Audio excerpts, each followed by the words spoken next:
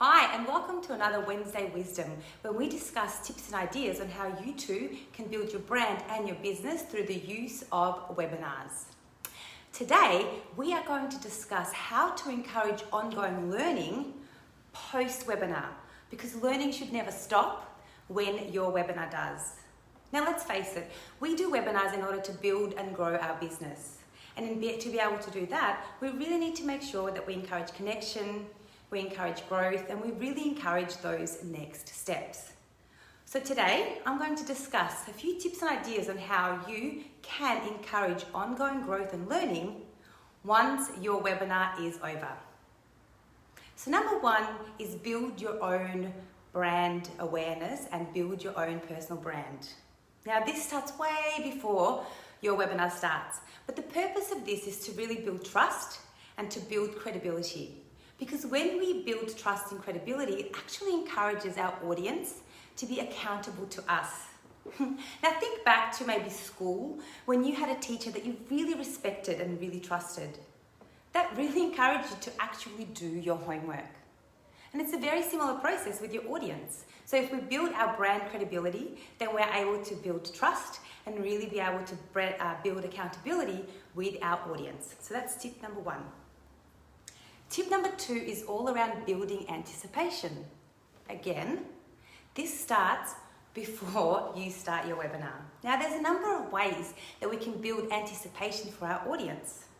We can do this through nurture emails, and we've spoken about this a lot, really making sure that once somebody registers into our webinar, we encourage and nurture them through really entertaining, engaging, and valuable emails. We could also send them something like a workbook in order to start that thought process going and really build that excitement and anticipation before they jump on.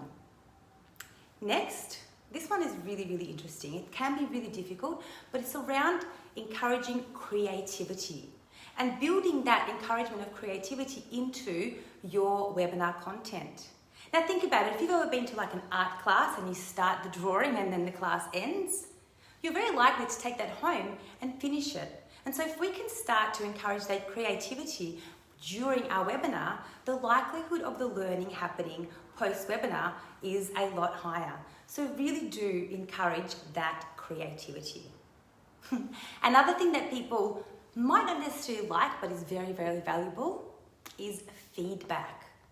So if we provide feedback to our audience during our webinar, it will encourage them to think beyond where they are right now and potentially reiterate their ideas, their thoughts, their content, etc.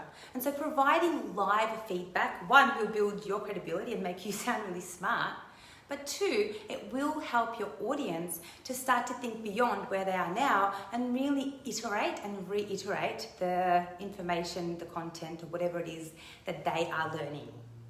So that was tip number 4. Tip number 5 is building community. Yes, as I said, the learning doesn't stop when your webinar does. So making sure that you've got a community to funnel your audience into is really important. That can be something as simple as your Facebook group, or it could be something as complex as a membership site. But making sure that there's an opportunity to build community and then encourage conversation between your community members. Because yes, they can learn from you, but when your community starts to learn from each other, that is where the magic happens and the learning continues. And tip number 6, and I've talked about this a lot, is follow up.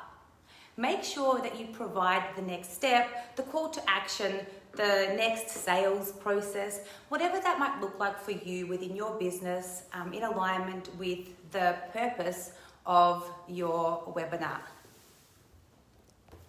So yeah, really do make sure that we follow up, whether that is through requiring feedback, whether that's through a phone call, whether that is with checking in if somebody has done their homework, but whatever that looks like, making sure that we follow up with the next logical step.